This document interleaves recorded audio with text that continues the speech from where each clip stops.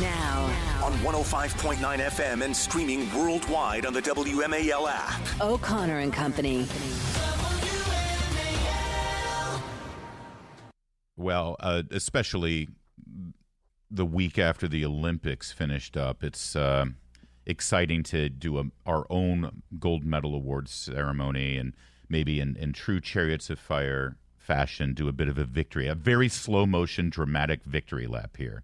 Okay, as long as you don't do the Last Supper situation. No, we're not going to be doing that at all, no. Okay. In fact, we're not doing the victory lap. It's Adam Guillette, president of Accuracy in Media, who has basically gone on a one-man crusade here against the anti-Semitic behavior at our Ivy League campuses, which have been permitted and allowed by the university presidents at Harvard and at University of Pennsylvania, and now add Columbia University to the list, who have lost their president in the wake of their lack of response to the anti-Semitism. Yesterday, Minouche Shafik announced her resignation after less than a year as president of Columbia University. Adam Guillette, congratulations. Did you send the U-Haul trucks up there to help her out? I know you've been sort of circling her house with the U-Hauls, giving her the signal. Well, you know, it's a busy evening and a busy morning. We have 4 mobile billboards that are visiting Columbia and the presidential mansion today. I'll be out there on the scene as well. We're working on the U-Hauls, too. It's tricky because you've got so many Ivy League schools. You can't have them everywhere at once. But this is a woman who absolutely needs them. Columbia is unquestionably America's most anti-Semitic university. People talk about the study abroad programs in the West Bank and how they might be anti-Semitic. I'm pretty sure at this point the West Bank is sending their kids to Columbia to learn how to truly hate the Jews.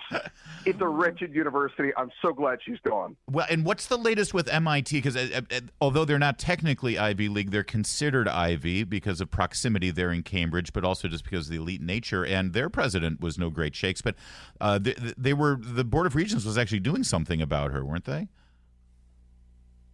I think there was something, MIT got a lot of attention. But I think if we're going to rank, universities by anti-Semitism, which I hope U.S. World News Report starts doing soon, I don't think MIT is anywhere near Berkeley Law or anywhere near USC, and certainly nowhere near Columbia. MIT got that attention from the first hearing, but Shafik was called to that hearing. She just created an excuse and said, can I come later, so that she got to watch people collapse in testimony before she had to go. So what's the expectation now coming out of Columbia University? I mean, Shafik said wrote in her statement that it's been a period of turmoil where it has been difficult to overcome divergent views across our community. Do you think there will be an actual fix when it comes to Columbia University and who they select as president? And secondly, I mean, you're going to start seeing more of these protests again during the fall semester. Oh, yeah. Oh, and we'll be there. Trust me. We've already got plenty of plans. Now, it's so disappointing to see such a pathetically worded letter like that, where she says the issue is divergent views. No, divergent views should be welcome at an Ivy League institution. People should go to college to hear views they might not otherwise hear. The issue hasn't been views. The issue is she had students take over a campus building and hold the janitorial staff hostage. And then the charges were dropped against them. I don't know that she expelled any of those students. She had students spraying pro-Hamas graffiti on campus. The COO of the university had his home vandalized last week, and they left a note with a picture of a noose on it. Still waiting for Al Sharpton and Jesse Jackson to show up over that one. I'm not going to hold my breath, though. The violence, the hatred on her campus, it's not divergent views. It's radicalism. Yeah, I don't think people realize just how ugly it really was, or they've got short memories here, Adam Guillette. But and I'm so thankful that you're there reminding everybody of how bad it was. What do you think led finally, though, to her having to step down? Because the cynics will say, oh, this is just because they were losing funding, they were losing grants, they were losing the money flow from people who didn't want to associate themselves with it. Was that it, or was there more to it? I'm sure it was pressure, admittedly, from all sides. Our activists sent thousands and thousands of emails to the personal email addresses of the Board of Trustees. They made a couple thousand phone calls to the Board of Trustees as well. We've visited their campus again and again. Students we've been chatting with have been filing Title VI complaints with the Department of Education against Shafik. And then obviously, unfortunately, because I don't think this should happen, they've been getting violence from the other side.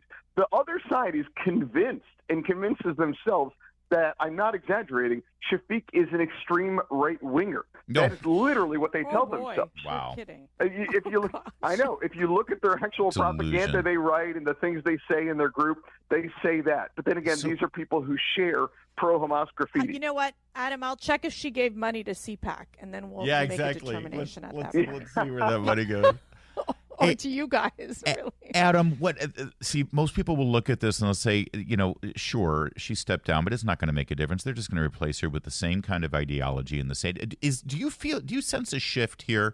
Are we swinging back to normal? Normal. I don't think it's the beginning of the end. Hopefully it's the end of the beginning.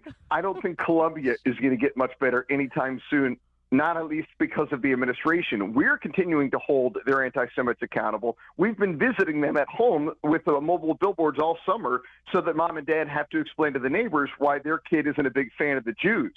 I think the accountability we're providing will create a better situation than anything their president could do. But it's still a massive success because this sends a signal to other university presidents. That's 4 Ivy League presidents now who have had their careers interrupted because they couldn't or refused to handle violent anti-Semitism on their campus. And if it can happen to those major institutions, it can happen elsewhere. So it hopefully will provide a great deterrent effect for higher education across the country. Well, this is a true victory, Adam. You should be very proud of yourself. Accuracy in Media and everyone who is supporting Accuracy in Media should feel very satisfied that their support actually shows results. And you've been a one-man band here, personally putting yourself on the line and showing these people for who they are, and keep up the great work. I compared your audacious nature here to Andrew Breitbart, because you walk right into the fire, you confront these people, you get them on camera, and you laugh in their face, and that's how you do it. Larry, I think we should have Adam try to interview joyful warrior Miss Kamala Harris. That would be a blast. There you go. You oh my gosh. Add your name to the list there. I think that you'd be a good go. one there, Adam. She seems too peaceful for me. And successful day when you wake up and you've gotten at least 3 death threats in your email inbox. That's the congratulations that we get. You know what? I should. It's just funny. I talk about how you confront them and you do it and you make fun of them and you do it with a great nature. But I should remind everybody that you have been living through hell, what they've been putting you through. Yeah, and I shouldn't laugh at the death threats. That's horrible. But and he's been swatted Harris. multiple times. It's incredibly dangerous for him and his family. But we appreciate what you're doing. You've got the fight in you, Adam, and I love to see it. Thank you, sir. Thank you for having me. It is 8:44.